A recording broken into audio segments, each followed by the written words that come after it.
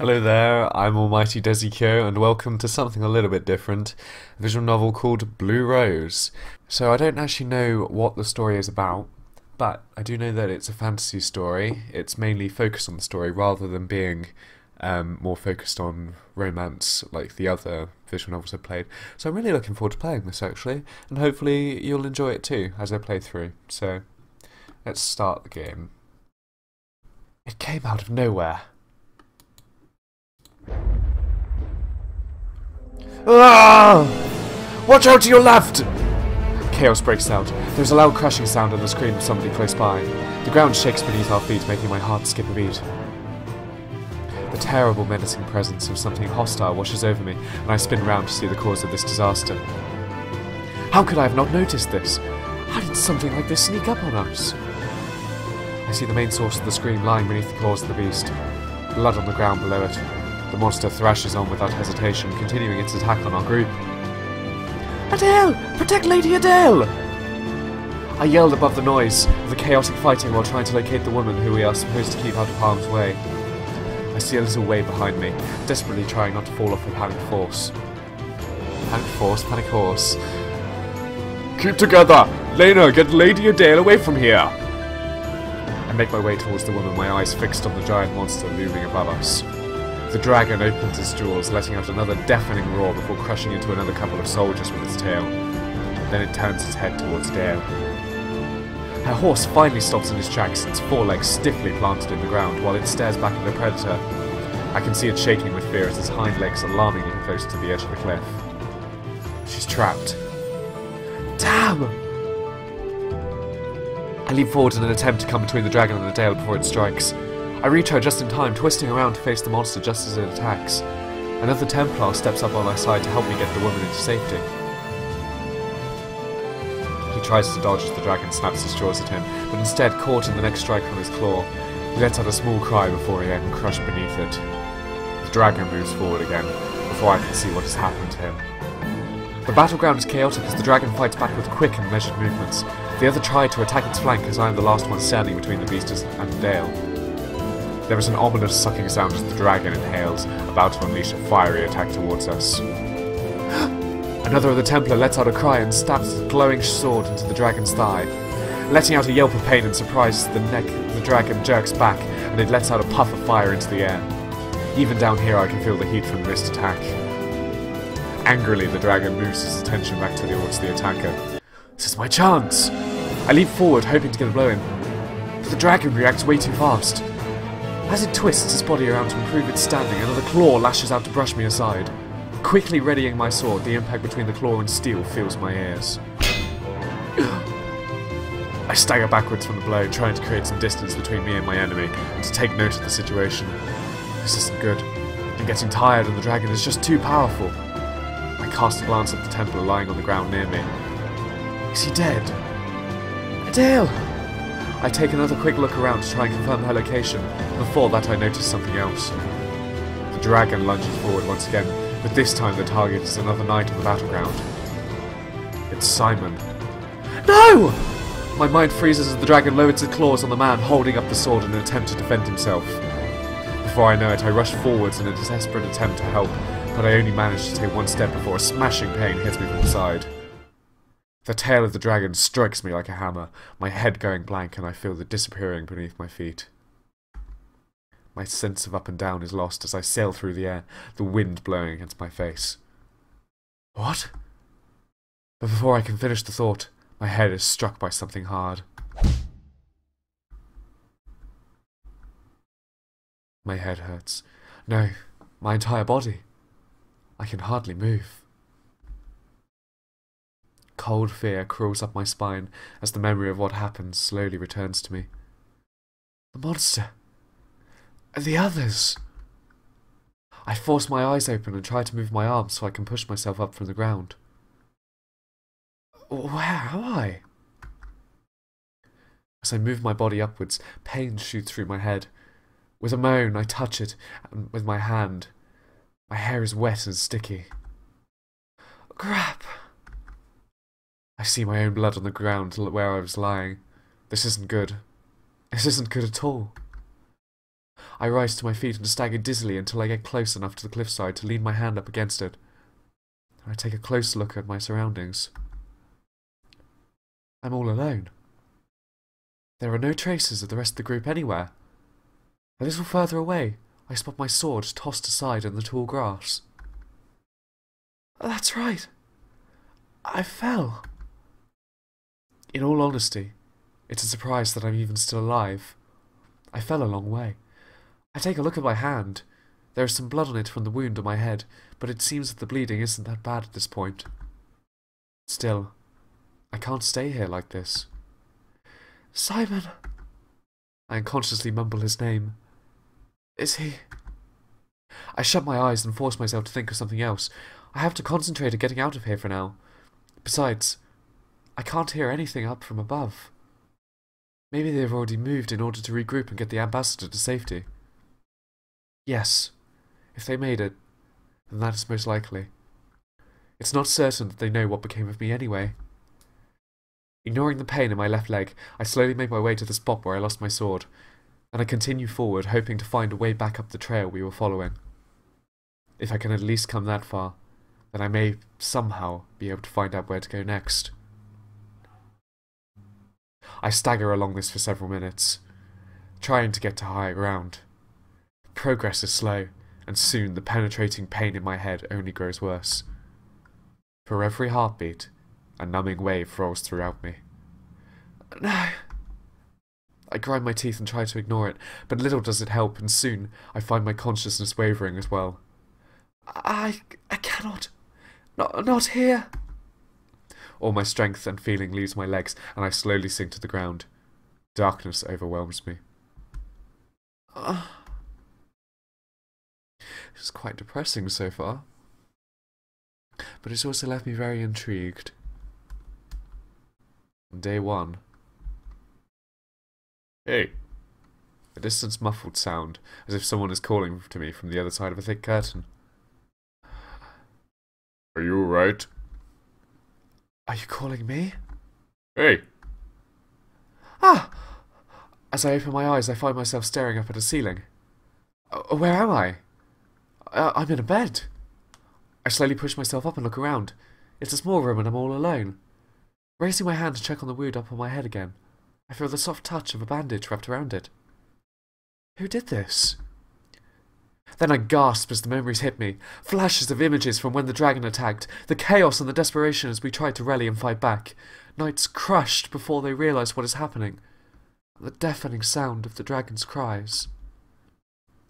The last glimpse of a person before I fell. Let's say Simon. I realise that I'm trembling.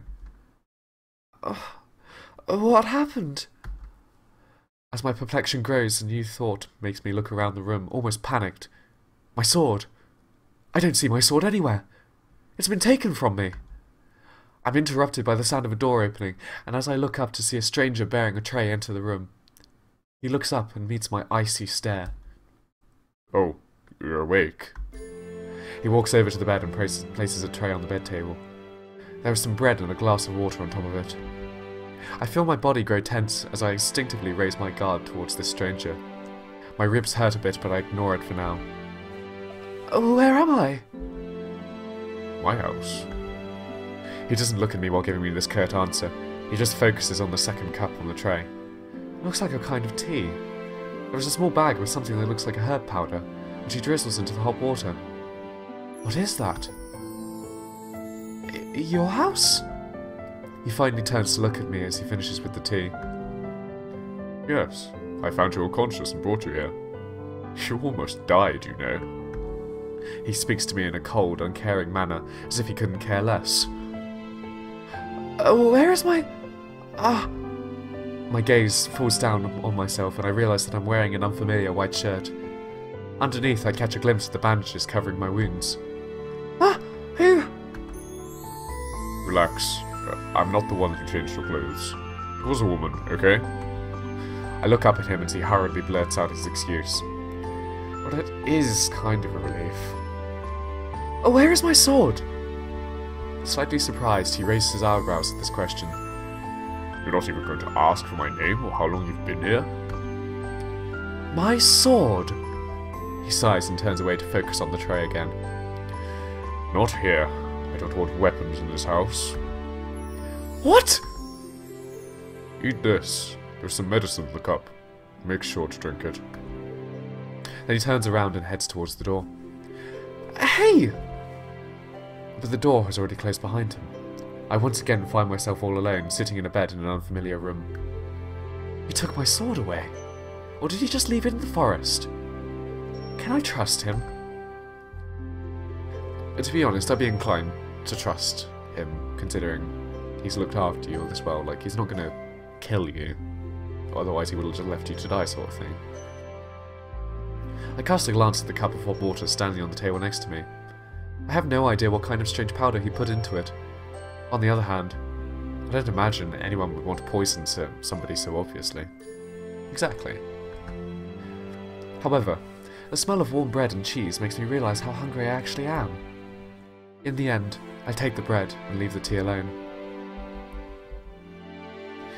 It's late in the afternoon. For a while I kept searching through my surroundings to try and get a clear idea of my current situation. I was thinking of leaving this place behind and going to search for my colleagues, but after a while, the pain in my ribs and head increased.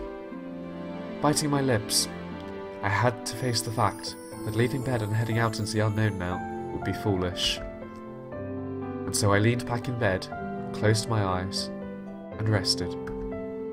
The birds are still singing outside the window. I don't hear any other humans nearby, so it doesn't seem like we're in a town. Thinking back on the map that we followed through the mountains, this was supposed to be a wild, desolate place, without any human settlements for miles. It would have taken another couple of days to travel across the mountains, and then a little more before reaching the next town.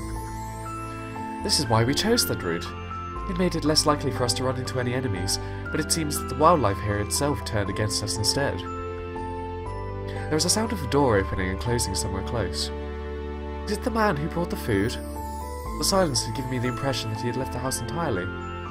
Maybe he just got back. I strained my ears in an attempt to find out whether he is alone, or if he brought someone else with him. It doesn't sound like there is anyone else. That is a relief. Before long, the door opens to my room again, and the man from before enters. I open my eyes and watch him cautiously. You didn't drink the tea. Where is my sword?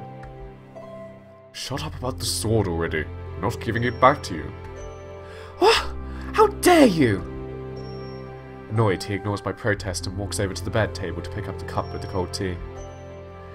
If you don't drink this, the healing process will be much slower and you will have to stay for longer. I don't believe that's what any of us hope for. Who are you? He watches me for a second as I wonder why I suddenly changed my question like that. My name is Tobias. I live here. Where is here? The mountains. I believe you were already aware of what area you were in when you collapsed. You live here alone? He breathes another deep sigh.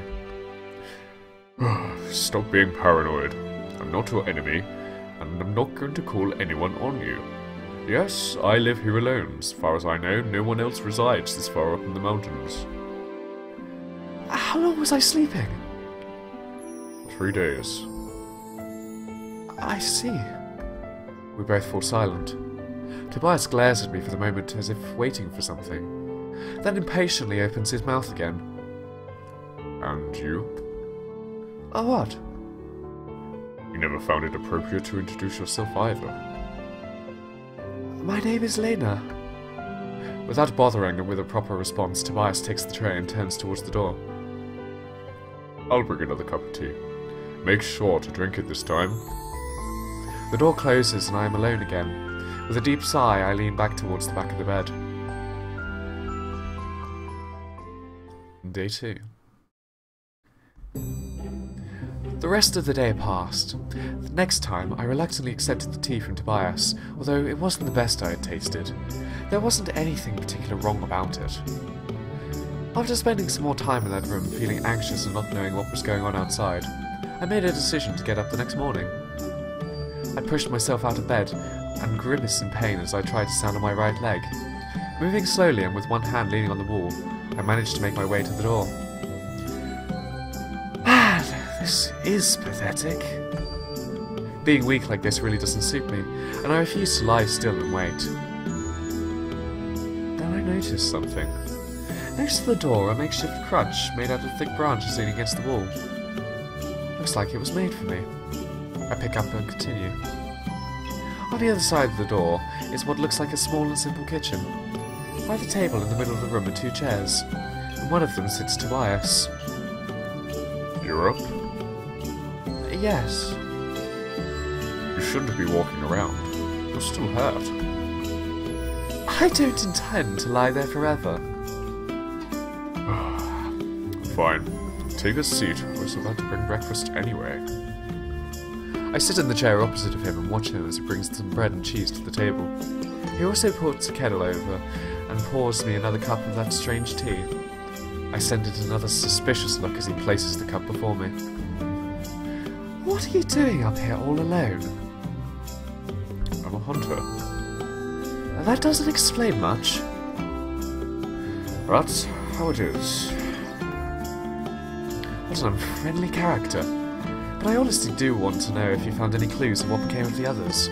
If he is a hunter, then maybe he sees these things when wandering about the mountains. So you were hunting when you found me? Yes, obviously. Have you... I hesitate. I'm still not sure how much I can trust this guy. You don't have to be so suspicious of me. I don't care if you come from one or the other side, or if you're a nun or a warrior. As long as you concentrate on getting better and so you can go away, go on your way, that sounded a bit rude, and we can all be happy. Ah! With this outburst, Tobias rises from his chair and clears his plate off the table, and then grabs a bag near the door and turns his back on me. I have to go. Remember to drink your tea. The door closes and I'm alone. For a second, I just sit and stare at the door. What was that? What an idiot! As if I need help from that kind of person. Just walks away without giving me a chance to respond, takes my weapon away and treats me like this.